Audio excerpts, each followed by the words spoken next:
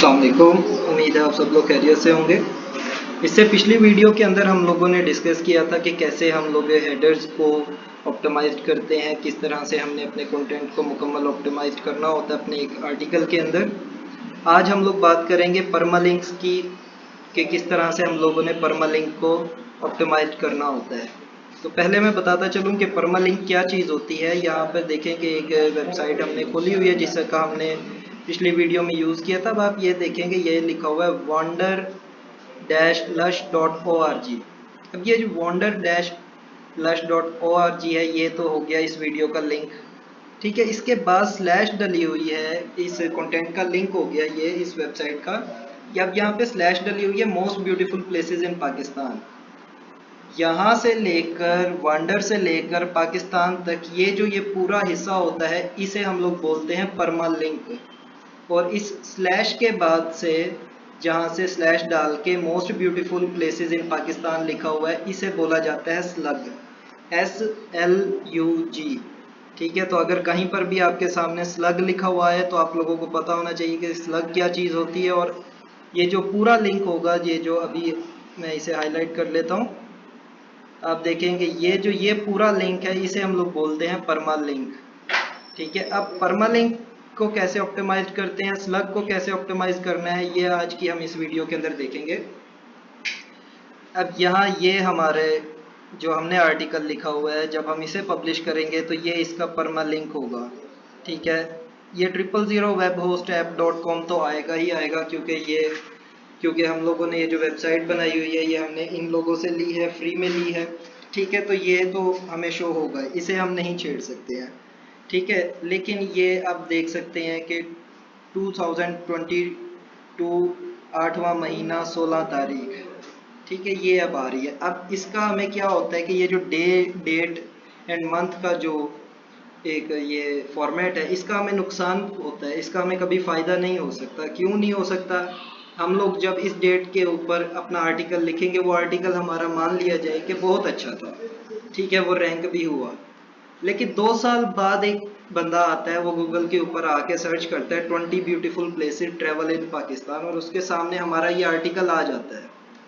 अब वो ये बात देखेगा कि ये आर्टिकल तो भाई 2 साल पहले का है, हो सकता है बहुत सारी चीज़ें तब्दील हो गई हों या कोई नई जगह जो हो वो इस बंदे ने ना इसे पता हो, ठीक है, इसने ना लिखी हो, तो वो हमारा आर्टिकल ओपन नहीं करेगा।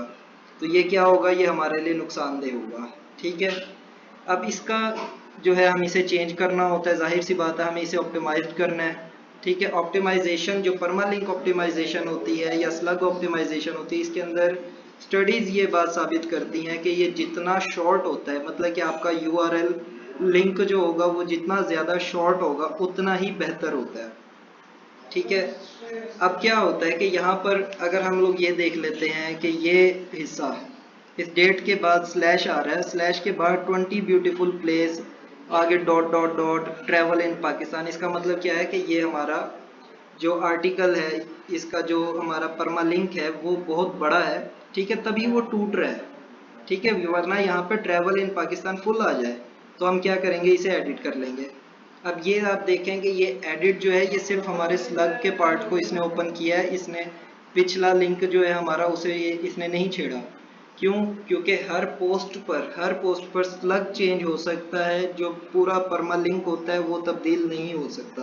वो वन टाइम सेटिंग होती है, हमें वो एक बार ही करनी होती है, ठीक है। आप ये देखें कि यहाँ पे 20 के बाद डैश है। अगर हम लोग नॉर्मली इसे टाइप करते हैं कुछ, जैसे कि मैं आपको यहाँ पे करके दिखा देता हूँ, हम लोग 20 लिखेंगे, फिर स्पेस देंगे, फिर बेस्ट लिखेंगे, फिर स्पेस देंगे, फिर प्लेसेस लिख देते हैं, ठीक है। तो क्या है कि हम लोग ऐसे लिख रहे हैं 20 space best space place space, ठीक है, फिर आगे जो भी हम लोगों ने लिखना होता है हम ऐसे लिखते हैं। लेकिन गूगल में SEO फ्रेंडली फॉर्मेट ये नहीं होता, ठीक है। SEO फ्रेंडली फॉर्मेट यही होता है 20 स्पेस की जगह पे आप लिखें डैश, ठीक है, फिर आप लिख दें प्लेसेस, फिर हमने स्पेस देनी थी, फिर हम डैश लिखेंगे। अगर यहाँ पर हम लोग 20 के बाद स्पेस देते हैं या 20 के बाद @ डाल देते हैं या फिर हम डाल देते हैं हैश डाल देते हैं या परसेंटेज डाल देते हैं या कुछ भी और कर देते हैं, तो गूगल के लिए वो फ्रेंडली सिनेरियो नहीं है, गूगल उसे एक्सेप्ट नहीं करता।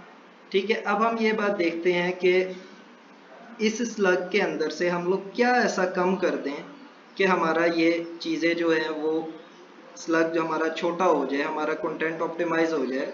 ठीक है, तो हम क्या करते हैं कि हम इसमें से देख लेते हैं कि यार अगर हम 20 निकाल दें, ठीक है, तो 20 हमारा निकल गया।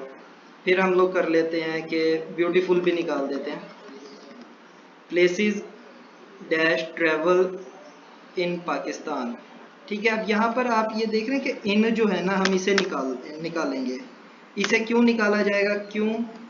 क्योंकि ए, इन, एट, इस टाइप के जितने भी वर्ड्स होते हैं, गूगल उनका कोई मीनिंग नहीं लेता। ये ऐसे वर्ड्स हैं जो गूगल के लिए बिल्कुल बेकार हैं, कॉमन सेंस के ज़ुमरे में आ जाते हैं। कि अगर कोई बोलता है कि यार किसी बादशाह की तलवार, तो जब वो उस बादशाह का नाम लिखेगा उसके की एक ही तलवार फेमस होगी।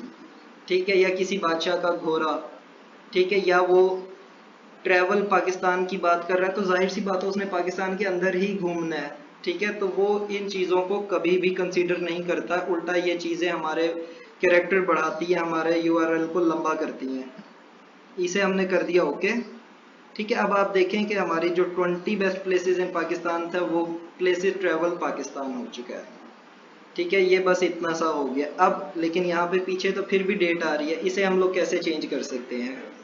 ठीक है, इसके लिए देखें, आप इधर आए वर्डप्रेस की सेटिंग में, जो वर्डप्रेस की अपनी सेटिंग है, यहाँ सेटिंग में आए। सेटिंग में आके हम लोग चुनेंगे परमालिंक। ठीक है, हमने परमालिंक ओपन कर लिया। अब परमालिंक हमने देखें ओपन किया तो यहाँ पर ये कॉमन सेटिंग है, ये एक ही बार की वन टाइम सेटिंग होती है।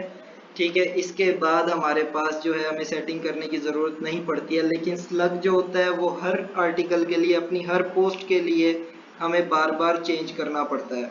ठीक है, इस बात को आप लोग याद रखिएगा कि हर आर्टिकल, हर पोस्ट के लिए हमें स्लग बार बार चेंज करना पड़ेगा, लेकिन जो पूरा लिंक होता है उसे हम कभी चेंज नहीं करते हैं।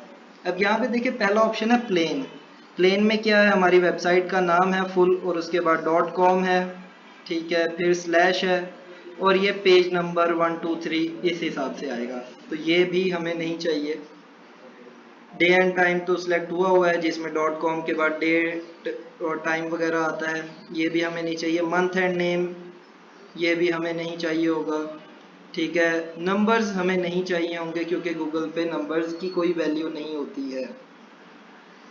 ठीक है, पोस्ट नेम, ठीक है, ये कोर्स के बाद वेबसाइट के बाद डॉट नेम और आगे हमारी पोस्ट का जो भी नाम होगा वो आएगा। ठीक है, और कस्टम स्ट्रक्चर के अंदर ये चीज़ है कि आप अपने मर्जी से अगर कुछ बनाना चाहेंगे, ईयर लिखना चाहें, मंथ लिखना चाहें, आप इसे एडिट कर सकते हैं। ठीक है, देखें यहाँ पर आपके पास ये एडिट का ऑप्शन है। तो अब आप क्या है कि अगर आप खुद एक बहुत अच्छे डेवलपर हैं और आप अपने लिए अपने एक परमालिंक का नाम खुद बना सकते हैं अच्छे से, तो वेल एंड गुड है। ठीक है, लेकिन अगर आप ऐसा नहीं कर सकते हैं तो सबसे बेस्ट रहेगा, एसईओ के अंदर जो चीज़ सबसे बेस्ट रहती है वो ये है कि आप पोस्ट नेम सेलेक्ट करें और उसके बाद नीचे आएँ और इसे सेव कर दें। ठीक है, ये हमने कर दिया सेव। पेज रिफ्रेश हो रहा है, पेज रिफ्रेश हुआ, हम आए वापस से। ठीक है, पोस्ट में आएंगे, पोस्ट में आकर हम ऑल पोस्ट पर जाएंगे। ठीक है, ऑल पोस्ट में हमारे पास ये हमारा जो है वो हुआ है, इसे हम ओपन कर लेते हैं।